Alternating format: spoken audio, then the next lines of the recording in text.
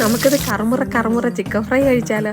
അപ്പോൾ കഴുകി വൃത്തിയാച്ച ചിക്കനിലോട്ട് ഇച്ചിരി മഞ്ഞപ്പൊടിയും കുരുമുളക് പൊടിയും ഗരം മസാലപ്പൊടിയും പിന്നെ ഇച്ചിരി ഇഞ്ചി വെളുത്തുള്ളി ചതച്ചത്, ആവശ്യത്തിന് ഉപ്പ്, പിന്നെ മുളക് പൊടി, ഇച്ചിരി കോൺഫ്ലവർ, പിന്നെ ലാസ്റ്റ് ഇച്ചിരി തൈര്, ഇതെല്ലാം കൂടെ ചേർത്ത് നന്നായിട്ട് കുഴച്ച് മറിച്ച് പുരട്ടി അങ്ങ് എടുക്കണം.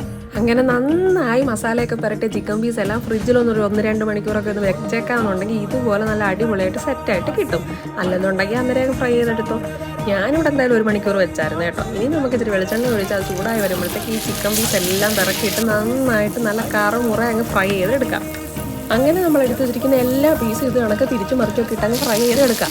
ഫ്രൈ ചെയ്യുന്നതിനിടയ്ക്ക് ഓരോന്നൊക്കെ വായിലും പോകുന്നുണ്ട് കേട്ടോ.